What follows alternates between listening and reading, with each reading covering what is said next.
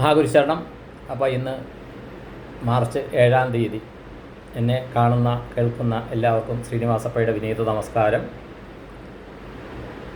അപ്പോൾ ഒരു സംശയം ചോദിച്ചതെന്ന്, വീട്ടിൽ പൂജാമുറിയുടെ മുഖം ഏത് ദിശയിലായിരിക്കണം? സാധാരണ കിഴക്കാണ് വെക്കുന്നത് കേട്ടോ. കിഴക്കോട്ട് ദർശനമായിട്ട് കിഴക്കാണ് വെക്കുന്നത്. ഇനി ദർശനം ഇപ്പോൾ വടക്കോട്ടാണ് ദർശനമെങ്കിൽ വടക്കോട്ട് നോക്കി വെച്ചാലും മതി. അത് ഓരോരുത്തർക്ക് ഓരോ വിശ്വാസ പ്രമാണങ്ങളുണ്ട് കേട്ടോ. അതനുസരിച്ച് പോവുക. ഈ കിഴക്കോട്ടാണ് ഈ ഭൂമി കറങ്ങുന്നതെന്ന് ഉള്ളത് കൊണ്ട്, പ്രപഞ്ചം കിഴക്കോട്ടാണ് വികസിക്കുന്നത് എന്നുള്ളത് കൊണ്ട് പറഞ്ഞു കേട്ടത്. പ്രപഞ്ചത്തിൻ്റെ കാര്യം പറഞ്ഞുള്ള അറിവ്, പല ആർട്ടിക്കിൾസ് വായിച്ചുള്ള അറിവ്. അതുകൊണ്ടാണ് ഈ കിഴക്ക് ഭാഗത്തിന് പ്രാധാന്യം വന്നിരിക്കുന്നതെന്ന് തോന്നുന്നു. ഓക്കെ. അത് പിന്നെ രണ്ടാമത്തെ കാര്യം എന്ന് വെച്ച് കഴിഞ്ഞാൽ അപകട മരണത്തിൻ്റെ കാര്യം ചോദിച്ചു. അപ്പോൾ അപകട മരണത്തിൻ്റെ കാര്യം എൻ്റെ അറിവ് വെച്ചിട്ട് അവർക്ക് ആകസ്മികമായി, ഒരു പക്ഷേ അത് വിധിയായിരിക്കാം, ആകസ്മികമായി സംഭവിക്കുന്നൊരു കാര്യമാണ്. അപ്പോൾ അസുഖം ഇപ്പോൾ ഏത് പ്രായമാണെങ്കിലും സുഖമില്ലാതെ വന്നിട്ട് ആൾ പോകുമ്പോഴത്തേക്കും അവർക്ക് അസുഖമാണ്, ആ ഒരു മനസ്സ് ആ ഒരു രീതിയിലേക്ക് പൊരുത്തപ്പെടും. പക്ഷേ പെട്ടെന്നൊരു അപകട മരണമാകുമ്പോൾ മരണം നടന്നു എന്ന് പോലും അവരറിയാൻ കുറേ സമയം പിടിക്കും. അവർ ശരീരത്തിൽ നിന്ന് വെളിയുന്നു എന്നൊന്ന്. അത് ശ്രീമതി ഖുർഷിദ് ഭാവനാഗ്രിയുടെ പരലോക നിയമങ്ങൾ എന്ന് പറഞ്ഞുള്ള ബുക്ക്, അവരുടെ മക്കളുടെ തന്നെ ഇതാണ്.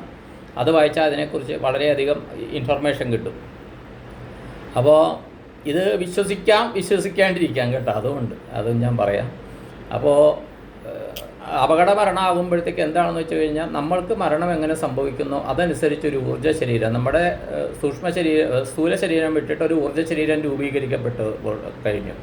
ഒരു എനർജി ബോഡി ഉണ്ടായിക്കഴിഞ്ഞു. അപ്പോൾ ആ എനർജി ബോഡി ഉണ്ടായാലും അവർക്ക് പലതും സംസാരിക്കാനും പറ്റുകയില്ലെങ്കിലും ബാക്കിയെല്ലാം അവർക്ക് സെൻസ് ചെയ്യാൻ പറ്റും, കമ്മ്യൂണിക്കേറ്റ് ചെയ്യാൻ പറ്റും. എൻ്റെ അറിവിൻ്റെ ഉള്ളിൽ നിന്ന് ഞാൻ പറയുകയാണ്, വേറെ വ്യാഖ്യാനങ്ങൾ കാണാം, ക്ഷമിക്കുക. അപ്പോൾ തന്നെ നമ്മൾ മരണാനന്തര ചടങ്ങുകൾ ചെയ്ത്, ഏതാണോ റിച്വൽസ് അത് ഓരോരുത്തരുടെയും ജാതി മതാടിസ്ഥാനത്തിലുള്ളത് തന്നെ ചെയ്യുക. കാര്യം നമ്മൾ ഓരോ ദേശത്തും ഓരോ സമൂഹത്തിലും ജാതിയാകാം മതമാകാം, നമ്മളെ ജന്മം എടുപ്പിക്കുന്നത് എന്താണെന്ന് വെച്ച് കഴിഞ്ഞാൽ അതിൻ്റെ അനുഭവങ്ങളിലൂടെ നമ്മുടെ സോൾ പ്യൂരിഫൈ ആകണമെന്നാണ് പറയുന്നത്.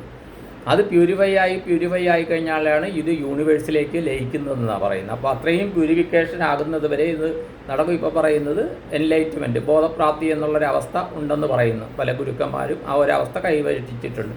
അപ്പോൾ ബോധപ്രാപ്തി ആകണമെങ്കിൽ ആദ്യം നമ്മൾ ആ ഒരു ബോധതലത്തിൽ നിന്ന് ശീലിക്കണം. ഓക്കെ. മനസ്സ്, ചിന്തകൾ എന്നെല്ലാം പറയുന്നത് ഭയങ്കര കോംപ്ലിക്കേറ്റഡ് ആയിട്ടുള്ള ഒരു ഇതാണ്. അപ്പോൾ ഞാൻ എപ്പോഴും പറയാറുണ്ട്, 2017 ഞാനൊരു മൈൻഡ് പവർ ക്ലാസ്സിന് ചെന്നതിന് ശേഷമാണ് എന്നിലെ വ്യക്തിത്വത്തിന് മാറ്റം വന്നത്. അത്രയും കാലം വിധി ഇതെന്നൊക്കെ അദ്ദേഹത്തിനോട് കുറേ സംശയങ്ങൾ ചോദിച്ചു, കുറേ എഴുതി കൊണ്ടുപോയി. അതിനൊക്കെ കൃത്യമായ ഇത് കിട്ടി. 2 ദിവസത്തെ ക്ലാസ്സായിരുന്നു അത്. അതിന് ശേഷം എൻ്റെ തോട്ട് പ്രോസസ്സ് തന്നെ മാറി. പിന്നെ ദീക്ഷകളൊക്കെ എടുത്തിട്ടുണ്ട്. അപ്പോൾ ശ്രീ പ്രദീപ് സാർ എന്ന അദ്ദേഹത്തിൻ്റെ പേര്, കോട്ടയംകാരാണ്. അപ്പോൾ അദ്ദേഹം ഇന്ന് മെസ്സേജ് അയച്ചിരുന്നു. അതിൽ വളരെ സന്തോഷം സാർ. അപ്പോൾ അദ്ദേഹം പറഞ്ഞെന്താ, ഞാൻ പറഞ്ഞ ഇതിനകത്തൊരു അദ്ദേഹം വീഡിയോ കാണുന്നുണ്ടെന്ന് പറഞ്ഞ്, അതും വളരെ സന്തോഷം. അതിനകത്ത് അദ്ദേഹം പറഞ്ഞ കാര്യം കൂടി ഞാൻ പറയാം. കാര്യം ഗ്രഹിണി എന്നുള്ള അസുഖം, ഗ്രഹിണി എന്നുള്ള പേരിലില്ലെങ്കിലും അത് വേറെ ഏതോ ഒരു പേര് അദ്ദേഹം പറഞ്ഞ് അതെനിക്ക് പെട്ടെന്ന് കളക്ട് ചെയ്യാൻ പറ്റുന്നില്ല. അതിപ്പോഴും നിലവിലുണ്ട്, അതേ സിംറ്റംസിലൂടെ അസുഖം നിലവിലുണ്ടെന്ന് പറഞ്ഞു. പിന്നെ നായ്ക്കൾ നാട്ടിലേ ഉള്ളൂ, കാട്ടിലില്ലയെന്ന് ഞാൻ പറഞ്ഞു. അദ്ദേഹം പറഞ്ഞു അതല്ല, കാട്ടിൽ നായ്ക്കളുണ്ട്, വയനാട് ആ ഭാഗത്ത് കാട്ടുനായ്ക്കളുണ്ടെന്ന് പറഞ്ഞു. അപ്പോൾ ഈ ഒരു തിരുത്ത് ഞാൻ തരികയാണ്. എന്നെ തിരുത്തിയ ശ്രീ പ്രദീപ് സാറിന് എൻ്റെ നമസ്കാരം. കാര്യം അദ്ദേഹത്തെ അല്ല, നമ്മുടെ ജീവിതത്തിൽ നമ്മളെ സ്വാധീനിച്ച കുറേ ആൾക്കാരുണ്ട്. അപ്പോൾ അദ്ദേഹത്തിൻ്റെ 2017 മുമ്പും ശേഷവും എന്നുള്ള രീതിയിൽ അദ്ദേഹത്തിൻ്റെ ക്ലാസ് വളരെ ഇതായിരുന്നു. കാര്യം നമ്മുടെ ഒരു മനസ്സ് എന്താണെന്ന് ശരിക്ക് പല വേദഗ്രന്ഥങ്ങൾ അത് ആധുനിക ഇതനുസരിച്ച് അദ്ദേഹം പറഞ്ഞു തരുന്നുണ്ട്. മനസ്സിലായി? അതാണ് എന്നിൽ വന്ന് മാറ്റത്തിൻ്റെ വിത്ത് പാകിയ ആധുനിക ഇതിലെ 50-ാം വയസ്സിലെ ഒരു സംഭവം അതാണ്. ഓക്കെ.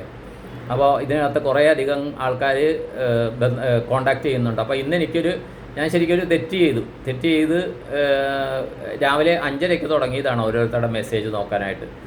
മെസ്സേജ് നോക്കും. അപ്പോൾ എല്ലാവരും പോസിറ്റീവ് അല്ലാത്ത കാര്യങ്ങളാണ് സംസാരിക്കുന്നത്, പ്രശ്നങ്ങളാണ് സംസാരിക്കുന്നത്. ലാസ്റ്റ് ഒരു ചേട്ടൻ പേരും പറയുന്നില്ല, ഒന്നും പറയുന്നില്ല. അദ്ദേഹത്തിന് ചെറുപ്പകാലം തൊട്ടുള്ള കാര്യങ്ങളാണ് പറയുന്നത്. എനിക്കിത് വന്നിട്ട് ഞാൻ ബ്ലോക്ക് ചെയ്തു. അപ്പോൾ അബദ്ധവശാൽ ബ്ലോക്ക് എന്ത് പറ്റിയെന്ന് വെച്ചാൽ അതിനകത്ത് ഡിഫാൾട്ടായിട്ട് റിപ്പോർട്ട് എന്നുള്ള ടിക്കുണ്ടായിരുന്നു. ആ റിപ്പോർട്ട് ടിക്ക് വന്നിട്ട് ബ്ലോക്ക് ചെയ്ത് ഇത് കഴിഞ്ഞപ്പോഴാണ് എടാ റിപ്പോർട്ട് പെട്ടെന്നുള്ള ഇതിൽ ചെയ്തതാണ് ഞാൻ, ആ ഇമോഷനിൽ ചെയ്ത കാര്യം. രാവിലെ ഇരുന്ന് കേൾക്കുമ്പോൾ ഇങ്ങനത്തെയാണല്ലോ കേൾക്കണമെന്നുള്ള കാര്യം. പോസിറ്റീവ് തന്നെ കേൾക്കാനും പോസിറ്റീവ് തന്നെ പറയാനും പോസിറ്റീവ് എല്ലാവരും ബോധവൽക്കരിക്കാൻ ശ്രമിക്കുന്ന ഒരാളാണ് ഞാൻ. അതിന് എന്നെ അതിലേക്ക് പരിചയപ്പെടുത്തിയത് ആദ്യം പ്രദീപ് സാറാണ്. അതിന് പ്രദീപ് സാറിനൊരു നന്ദിയും സല്യൂട്ടും. അപ്പോൾ ഇത് രാവിലെ എഴുന്നേറ്റിട്ട് ഇത് കേൾക്കുമ്പോൾ വളരെയധികം എന്തിനാണത് കേൾക്കുന്നത്? നമ്മുടെ പ്രശ്നങ്ങൾ നമ്മൾ അത് തന്നെ ആലോചിച്ചിരിക്കണം. എന്തിനാണ് അത് എന്നെ കൂടി അത് കേൾപ്പിക്കണതിൻ്റെ കാര്യം എന്താണ് ആവശ്യം എന്ന് പറഞ്ഞാൽ പോരെ. നമ്മളിപ്പോൾ ഒരു സൂപ്പർ മാർക്കറ്റിൽ ചെന്ന് എൻ്റെ വീട്ടിൽ അതില്ല മറിച്ചതില്ല എന്ന് പറയുന്നില്ല. നമുക്ക് ആവശ്യമുള്ളത് നമ്മൾ അവിടെ നിന്ന് എടുത്തുകൊണ്ട് പോവുകയല്ലേ. അതുപോലെ നമ്മുടെ ചിന്താ രീതികൾ മാറ്റുക, നമ്മുടെ ശീലങ്ങൾ മാറ്റുക, എങ്കിലേ നമുക്ക് ദൈവത്തിന് നമ്മളിൽ എന്തെങ്കിലും പ്രവർത്തിക്കാൻ പറ്റുള്ളൂ. ദയവ് ചെയ്ത് മനസ്സിലാക്കുക. പിന്നെ ഇതിൽ നോക്കി എങ്ങനെയാണ് റിപ്പോർട്ടും ബ്ലോക്കും ചെയ്ത ഇത് എന്താണെന്ന് നോക്കി നോക്കി അത് റീസ്റ്റോർ ചെയ്ത് അത് കഴിഞ്ഞപ്പോഴാണ് എനിക്കൊരു സമാധാനം വന്നത്. അതിനൊരു 15 മിനിറ്റ് പോയി. അതുകൊണ്ട് ദയവ് ചെയ്ത് കുറേ പേര് ഇപ്പോൾ ഇന്ന് ഞാൻ എൻ്റെ ഓൺലൈൻ സ്റ്റാറ്റസിൽ ഇട്ടിട്ടുണ്ട്, ഓരോരുത്തർക്കും കൊടുത്ത മറുപടി. പേര് പറഞ്ഞിട്ടില്ല. കാര്യം എന്താ വെച്ചാൽ പേര് കാണുകയില്ല, പേരുണ്ടെങ്കിൽ നക്ഷത്രം കാണുക, നക്ഷത്രം ഉണ്ടെങ്കിൽ സ്ഥലം കാണുകയില്ല, ഉള്ള ചരിത്രം കംപ്ലീറ്റ് പറയും, രാമായണം കംപ്ലീറ്റ് വായിക്കും, സീത രാമൻ്റെ ആരാണ്, ലക്ഷ്മണൻ എവിടെ പോയി എന്ന് മാത്രം പറയില്ല. അപ്പോൾ ദയവ് ചെയ്ത് ആദ്യം കാര്യം ഞാൻ എൻ്റേതായ എൻ്റെ പരിമിതികൾക്കുള്ളിൽ എൻ്റെ ഗുരു പറഞ്ഞു തന്ന രീതിയിലാണ് ഞാൻ ഇതെല്ലാം എനർജിയാണ് കണക്ട് ചെയ്യുന്നത് എൻ്റെ ഭാഷയിൽ പറഞ്ഞാൽ. അപ്പോൾ എനിക്ക് ആ അടിസ്ഥാനപരമായിട്ട് അതേ ഉള്ളൂ. ആ വളയം വെച്ച് ചാടാനേ എന്നെ ഗുരു പഠിപ്പിച്ചിട്ടുള്ളൂ. ആ വളയത്തിൽ നിന്ന് മേൽപോട്ട് കയറി ചാടാനായിട്ട് ഗുരു പഠിപ്പിച്ചിട്ടില്ല ആ കാര്യത്തിൽ. മനസ്സിലായി? ഇതിൽ ഞാൻ ആശ്രയിക്കുന്നത് നിമിത്തത്തെയാണ്. ആ നിമിത്തത്തിന് അത് ഗുരു പറഞ്ഞതനുസരിച്ച് അതെനിക്ക് വേണം. എന്ത് ചെയ്യാൻ പറ്റും? എൻ്റെ ശീലമായി പോയി, ക്ഷമിക്കുക. അതുകൊണ്ട് കോണ്ടാക്ട് ചെയ്യുന്നവർ ആദ്യം ടെക്സ്റ്റ് മെസ്സേജിൽ പേര്, നക്ഷത്രം, എന്നിട്ട് സ്ഥലം. ഇപ്പോൾ സ്ഥലം എറണാകുളത്ത് സ്ഥലമാണ്, ഇപ്പോൾ താമസിക്കുന്നത് ദുബായിയാണ്, അത് കാണിക്കുക. സ്ഥലം എറണാകുളം, ഇപ്പോൾ ദുബായി എന്ന് പറയുക. ഒരു ടെക്സ്റ്റ് മെസ്സേജ് അയക്കുക. അപ്പോൾ എന്ത് ചെയ്യുന്നു വെച്ചാൽ ഞാനിത് സേവ് ചെയ്യും. എനിക്ക് ആദ്യം ചെയ്യേണ്ടത് നിങ്ങളുടെ പേര് സേവ് ചെയ്യണം. അല്ലാണ്ട് കഥ കംപ്ലീറ്റ് കേട്ടിട്ട് ഈ നമ്പർ ആരുടെയാണെന്നൊന്നും അറിയാണ്ട് എന്ത് ചെയ്യും? അപ്പോൾ ചിലർ ഇത് ജി പേയിൽ പൈസ അയക്കുന്നുണ്ട്. ജി പേയിൽ പൈസ അയച്ചിട്ട് ഞാൻ നമ്പർ ചോദിക്കുമ്പോഴത്തേക്കും പറയണം, ഒന്നും മനസ്സിലാക്കുക, ജി പേ അയക്കുന്നവരുടെ നമ്പർ ഫുള്ള് കിട്ടുന്ന ആൾക്ക് കിട്ടുകയില്ല.